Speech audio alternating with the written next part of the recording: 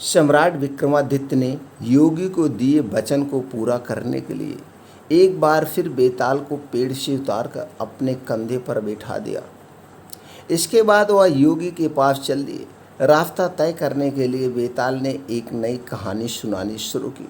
बेताल बोला, बहुत समय पहले की बात है। विशाला नाम के राज्य में पद्मनाभ नाम का एक राजा राज किया करता था। उसी के राज में एक साहूकार रहता था। उस साहूकार का नाम था अर्थदत्त। अर्थदत्त की एक सुंदर लड़की थी, अनंग मंजरी। अनंग मंजरी जब बड़ी हुई तो साहूकार ने मणिवर्मा नाम के एक धनी साहू से उसका विवाह कर दिया। मणिवर्मा अनंग मंजरी को काफ़ी चाहता था, लेकिन अनंग मंजरी मणिवर्मा को बिल्कुल भी पसंद नहीं करती थी। एक दिन मणिवर्मा किसी काम से अपने राज्य से बाहर गया था और अनंग मंजरी अकेली थी, इसलिए वह अपने घर से कुछ दूर दूर टहलने के लिए निकली। तभी रास्ते में अनंग मंजरी ने राजपुरोहित के लड़के कमलाकर को देखा। कमलाकर को देखते ही अनंग मंजरी को उससे प्रेम हो गया। वहीं दूसरी ओर कमलाकर भी अनंग मंजरी को मन ही मन चाहने लगा था। अनंग मंजरी बिना देर किए महल के बाग में जाती है और चंडी देवी को प्रणाम करती है। अनंग मंजरी चंडी देवी के हाथ जोड़कर प्रार्थना करती है, हे माता, अगर मैं इस जन्म में कमलाकर को नहीं पा सके तो अगले जन्म में मैं उनकी ही पत्नी बनूं। इतना कहते हुए अनंग मंजरी ने अपना दुपट्टा खींचा और पेड़ पर दुपट्टे से फांसी लगाने की तैयारी करने लगी। तभी राज्य की दासी और अनंग मंजरी की सहेली वहां आ गई। सहेली ने कहा, अनंग मंजरी, तुम ये क्या कर रही हो? इस पर अनंग मंजरी ने उसे अपनी मन की सारी बातें बताती है। यह सुनने के बाद सहेली कहती है, तुम बिल्कुल भी परेशान न हो, जल्द ही मैं कमलाकर से तुम्हारी मुलाकात करा दूँ। सहेली की यह बात सुनकर अनंग मंजरी रुक गई। अगले ही दिन अनंग मंजरी की सहेली ने कमलाकर के साथ उसकी मुलाकात का प्रबंध किया। दोनों एक दूसरे से मिलने बाग में पहुंचे। दोनों ने एक दूसरे को देखा और खुद को रोक न सके। कमलाकर बेताब होकर अनंग मंजरी की ओर दौड़ा। कमलाकर को अपने नज़दीक आते देख अनंग मंजरी की धड़कनें तेज हो गई और मारे खुशी के उसकी धड़कनें ही रुक गई। अनंग मंजरी को मरा देख कमलाकर भी बहुत दुखी हुआ, जिससे उसका दिल फट गया और वह भी वहीं मर गया। इसी बीच मणिवर्मा भी वहां पहुंच गया और अपनी पत्नी को दूसरे आदमी के साथ मृत्यु पड़ा देख बड़ा दुखी हुआ। वह अनंग मंजरी को बहुत चाहता था, इसलिए उसने अपनी पत्नी का वियोग सहा नहीं गया और उसने भी प्राण को त्याग दिया। यह सब देख चंडी देवी स्वयं वहाँ प्रकट हुई और सबको दोबारा जीवित कर दी। इतना कहकर बेताल बोला, बता विक्रम, इन तीनों में सबसे ज़्यादा प्रेम में अंधा कौन था? जब विक्रम कुछ नहीं बोला तो बेताल ने फिर कहा, बता विक्रम, प्रेम में अंधा कौन था? बेताल के बार बार पूछने पर विक्रम ने कहा, सुनो बेताल, सबसे ज़्यादा प्रेम में अंधा था मणिवर्मा। वजह यह है कि अनंग मंजरी और कमलाकर अचानक मिले और वह उस खुशी के कारण मरे। वहीं मणिवर्मा यह देखकर शोक में मर गया कि उसकी पत्नी किसी दूसरे से प्रेम करती थी और अपने प्रेम से मिलने की खुशी में मर गई। यह सुनते ही बेताल बोला, हाँ राजन, तुमने बिल्कुल सही जवाब दिया, लेकिन तू बोला तो मैं चला। इतना कहकर बेताल एक बार फिर विक्रम के कंधे से उड़कर पेड़ पर फिर जा लटकता है। इसी के साथ प्रेम में अंधा कौन विक्रम बेताल कहानी समाप्त होती है। कहानी से हमें क्या सीख मिलती है? किसी भी चीज़ की अति नुकसानदेह हो सकती है, इसलिए इंसान को हमेशा अपनी भावनाओं पर नियंत्रण रखना चाहिए। जब राजा विक्रमादित्य ने एक बार फिर बेताल को पकड़ा तो उसने हर बार की तरह एक नई कहानी सुनाना शुरू कर दी। बेताल ने कहानी सुनाते हुए राजा विक्रमादित्य से कहा, कुसुमपुर नाम के एक नगर में एक ब्राह्मण परिवार रहा करता था। ब्राह्मण के परिवार में 4 बेटे और उसकी पत्नी थी। ब्राह्मण अपने परिवार के साथ सुखी जीवन बिता रहा था। एक दिन अचानक ब्राह्मण बीमार हो गया और उसकी हालात दिन ब दिन खराब होती चली गई। सेहत में सुधार ना होने के कारण एक दिन ब्राह्मण की मौत हो गई। ब्राह्मण की मौत के दुख में उसकी पत्नी भी सती हो गई। ब्राह्मण और उसकी पत्नी की मौत के बाद उनके रिश्तेदार फिर 4 लड़कों को अकेला देख उनका सारा धन छीन लिया। पूरी तरह से कंगाल होने पर चारों भाई अपने नाना के यहाँ रहने चले गए। कुछ दिन तक तो सब ठीक ठाक भी चला। बाद में नाना के घर में भी ब्राह्मण के चारों बेटों के साथ बुरा व्यवहार किया जाने लगा। इस स्थिति में देखते हुए चारों भाइयों ने निश्चय किया कि उन्हें कोई विद्या ग्रहण करनी चाहिए ताकि लोग उनके माता पिता की तरह उनका भी सम्मान करें। यह सोचकर चारों भाई चारों दिशाओं में अलग अलग चल दिए। चारों भाइयों ने घोर तपस्या की और फलस्वरूप कुछ विशेष विद्याएं हासिल की। जब चारों भाई काफ़ी समय के बाद मिले तो उन्होंने एक दूसरे को खुद के द्वारा हासिल की गई विद्या के बारे में बताया। एक ने कहा, मैं मरे हुए जीव को हड्डियों पर मांस चढ़ा सकता हूँ। दूसरे ने कहा, मैं मांस पर खाल और बाल बना सकता हूँ। तीसरे ने कहा, मैं मरे हुए जीव के सभी अंगों का निर्माण कर सकता हूँ। चौथे ने कहा, मैं मरे हुए जीव में जान फूंक सकता हूँ। सभी ने बारी बारी हासिल की विद्या का गुणगान किया और एक दूसरे की विद्या की परीक्षा लेने के लिए जंगल पहुँच गए। जंगल में उन्हें एक मरे हुए शेर की हड्डियाँ मिली। उन्होंने बिना जाने कि यह किस जीव की हड्डियाँ हैं उन्हें उठा लिया। पहले ने अपनी विद्या से उन हड्डियों पर मांस चढ़ा दिया। दूसरे ने उस पर खाल और बाल पैदा कर दिए। तीसरे ने उस जीव के सभी अंगों का निर्माण कर दिया। अंत में चौथे ने अपनी विद्या का प्रयोग करके शेर में जान फूंक दी। शेर जीवित होते ही चारों भाइयों को मारकर खा गया। इतना कहते हुए बेताल बोला, बता विक्रम, बता, इन 4 पढ़े लिखे मूर्ख में सबसे बड़ा मूर्ख कौन था? विक्रम ने जवाब देते हुए कहा, इन 4 मूर्ख में सबसे बड़ा मूर्ख चौथा भाई था जिसने शेर में जान फूंकी। वजह यह है कि अन्य ने बिना जाने ही शेर के शरीर का निर्माण किया। उन्हें पता ही नहीं था कि वह किस जीव का निर्माण कर रहे हैं। वहीं चौथे को अच्छी तरह से पता चल चुका था कि यह शेर ही है, शेर का शरीर है। इसके बावजूद उसने शेर के शरीर में जान डाल दी। यही उसकी सबसे बड़ी मूर्खता का प्रमाण है। विक्रम का जवाब सुनकर बेताल बोला, विक्रम, तूने बिल्कुल ठीक जवाब दिया, लेकिन तूने मेरी शर्त छोड़ दी। मैंने कहा था कि अगर तू बोला तो मैं वापस पेड़ पर चला जाऊंगा, इसीलिए तू बोला और मैं चला। इतना कहकर बेताल एक बार फिर वहीं पेड़ पर जाकर लटक जाता है। इसी के साथ 4 मूर्ख विक्रम बेताल की कहानी में से हमें क्या सीख मिलती है हम जानें। इस सीख को जो तो ज़रूर आजमाइएगा। फिर रात के अंधेरे में घने जंगल में कुछ देर भटकने के बाद राजा विक्रमादित्य ने फिर से बेताल को अपनी पकड़ में ले लिया।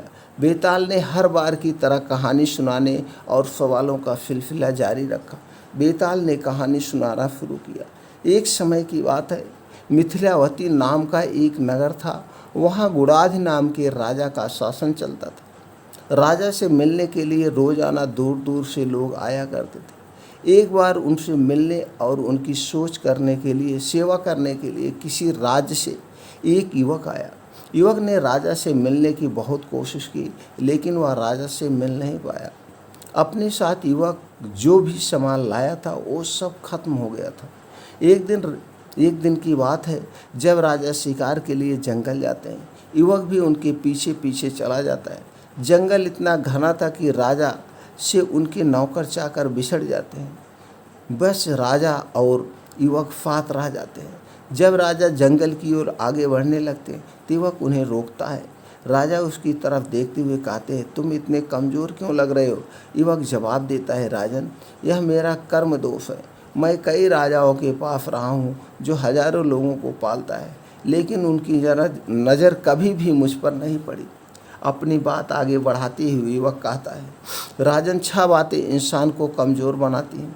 गलत व्यक्ति से प्रेम, बिना कारण हंसना, स्त्री से बहस करना, बुरे स्वामी के लिए काम करना, गधे पर सवारी और संस्कृत के बिना भाषा। इसके अलावा 5 चीज़ें आयु, कर्म, धन, विद्या और यश व्यक्ति के जन्म के साथ ही विधाता उनके नसीब में लिख देता है। जब तक कोई पुण्य करता है तब तक उसके पास सेवन करने के लिए बहुत से दास होते हैं। जब पुण्य कम हो जाता है तो भाई ही भाई का दुश्मन बन जाता है। लेकिन राजन स्वामी की सेवा का फल किसी न किसी दिन जरूर मिलता है। युवक की इन बातों का राजा पर बहुत असर हुआ। थोड़ी देर बाद दोनों नगर को लौट आए। राजा उस युवक को नौकरी पर रख लेते हैं। कुछ दिन बाद युवक काम से बाहर जाता है। उसे रास्ते में एक मंदिर दिखाई देता है। वह अंदर जाता है और वहाँ स्थापित देवी की पूजा करता है। फिर वह वहाँ आता है तो उसे एक सुंदर स्त्री दिखाई देती है। सुंदर स्त्री दिखाई देती ही युवक उस स्त्री पर मोहित हो जाता है। वह स्त्री युवक से कहती है, तुम पहले इस कुंड के पानी से स्नान करो, फिर तुम जो कहोगे मैं वो करूँगी। स्त्री की बातें सुनकर युवक कुंड में उतरकर गोता लगाता है। गोता लगाते ही वह अपने नगर पहुंच जाता है। फिर वह राजा से मिलकर सारी बात बताता है। युवक की बात सुनकर राजा बोलते हैं, मुझे भी वहां ले चलो, मैं भी यह चमत्कार देखना चाहता हूँ। फिर दोनों घोड़े पर बैठकर मंदिर की ओर चल देते हैं। मंदिर पहुंचकर वो दर्शन करते हैं और जब बाहर निकलते हैं तो उन्हें वहाँ एक स्त्री मिलती है जो राजा पर मोहित हो जाती है। स्त्री राजा से कहती है, आप जो कहोगे मैं वही करूँगी। यह सुनकर राजा कहता है, तुम इस युवक से शादी कर लो। राजा की बात सुनकर स्त्री कहती है, मुझे तो आप पसंद है। फिर राजा उस स्त्री से कहते हैं, सज्जन इंसान जो कहता है उस बात को निभाता भी है, इसलिए मैं तुम्हें अपनी बात का पालन करना चाहता हूँ। फिर वह स्त्री युवक का विवाह हो जाता है। इस कहानी को सुनाने के बाद बेताल बोलता है, हे राजन, अब बताओ कि राजा और युवक में किसका काम बड़ा हुआ। राजा विक्रमादित्य ने कहा, नौकर का काम बड़ा हुआ। बेताल पूछता है, कैसे। राजा विक्रमादित्य कहते हैं, उपकार करना एक राजा का धर्म होता है, लेकिन जिसका धर्म नहीं था उसने उपकार किया है तो युवक का काम बड़ा हुआ। राजा का जवाब सुनने के बाद बेताल उड़कर फिर से जंगल के किसी पेड़ पर जाकर लटक जाता है। इसे हमें क्या मिलता है। राजा विक्रमादित्य कई प्रयासों के बाद बेताल को एक बार फिर पकड़ लेते हैं और शमशान की ओर चल देते हैं। हर बार की तरह इस बार भी बेताल नई कहानी सुनाना शुरू करता है। बेताल कहता है, बहुत समय पहले की बात है। एक राज्य पर मांगलिक नामक का राजा शासन करता था। उसकी एक पत्नी और लड़की थी। राजा की पत्नी का नाम था चंद्रवती और बेटी का नाम था लवणवती। जब लवणवती बड़ी हुई और उसके विवाह का समय हुआ तो राजा मांगलिक के करीबियों ने चुपके से उसका राज हड़प लिया और राजा को उसके परिवार के साथ राज से बाहर कर दिया। राजा अपनी पत्नी और बेटी के साथ मालव देश की ओर चल दिए, जो उसकी पत्नी चंद्रवती के पिता का राज्य था। चलते चलते जब रात हो चली तो उन्होंने वन में ही रात गुजारने का फैसला किया। राजा ने अपनी पत्नी और बेटी से कहा, तुम जाकर कहीं छिप जाओ, क्योंकि यहाँ पास में भालुओं का इलाका है। वह रात को तुम लोगों को परेशान कर सकते हैं। राजा की बात पर पत्नी चंद्रवती और बेटी लवणवती वन में जाकर छिप जाते हैं। उसी समय भील का राजा पर हमला कर देते हैं। राजा बड़ी बहादुरी से भीलों से लड़ता है, लेकिन अंत में मारा जाता है। भीलों के जाने के बाद जब पत्नी चंद्रवती और बेटी लवणवती बाहर आती है तो राजा को मरा हुआ पाती है। राजा के शव को देख दोनों बहुत दुखी होती है। दोनों माँ बेटी राजा की मौत का शोक मनाते हुए एक तालाब के किनारे जा पहुँचते हैं। तभी चंद्र सिंह नाम का एक साहूकार अपने बेटी के साथ वहाँ से गुजरता है।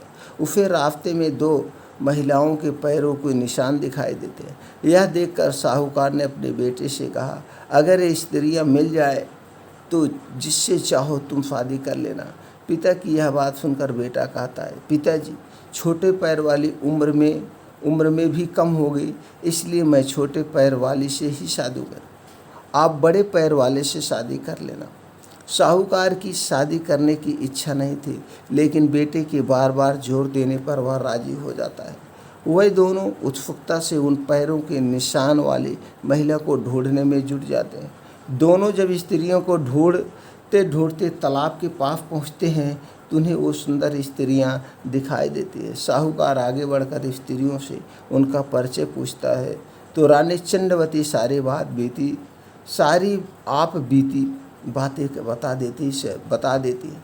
रानी की कहानी सुनकर साहूकार दोनों स्त्रियों को सहारा देने के लिए अपने घर ले आता है।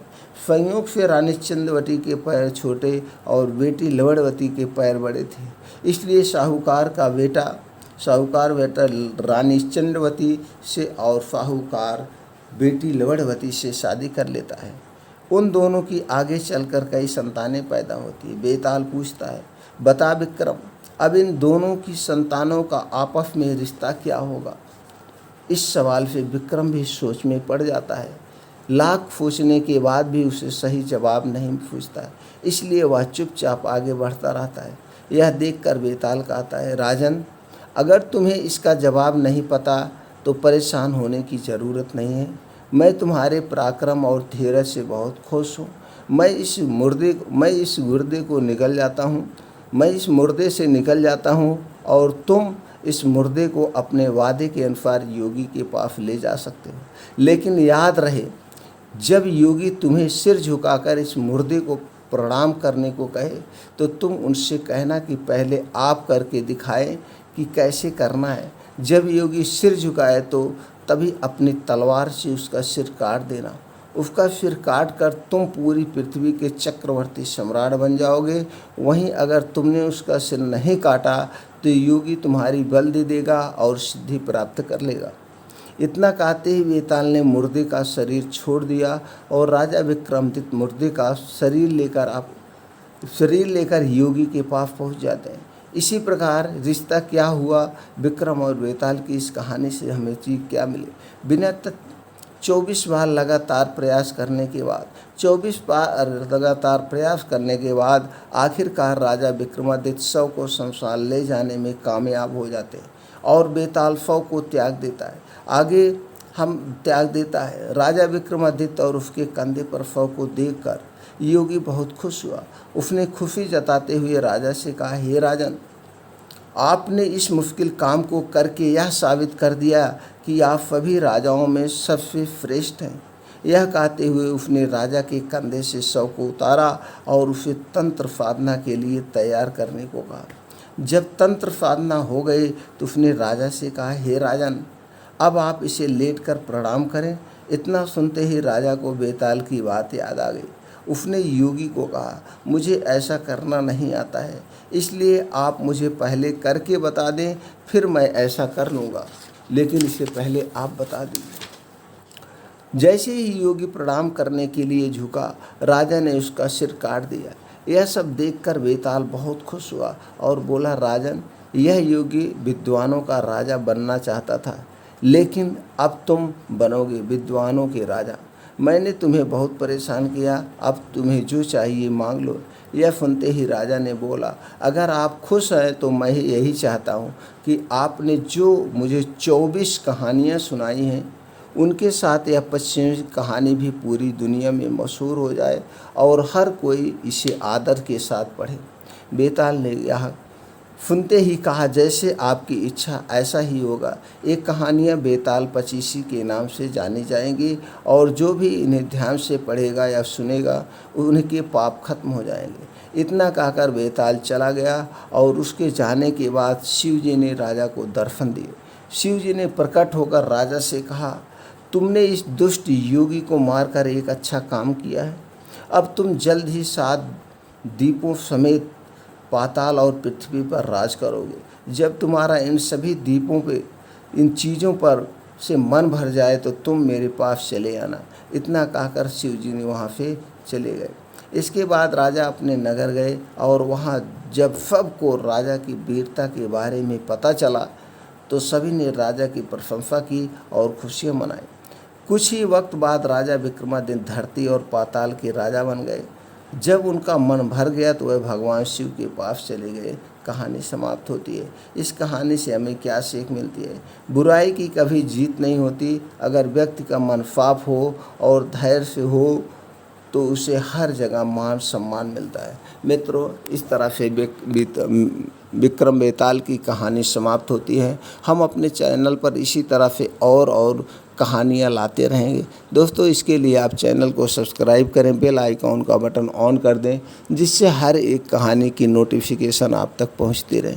फिर मिलते हैं अगली कहानी में नई जानकारी के साथ।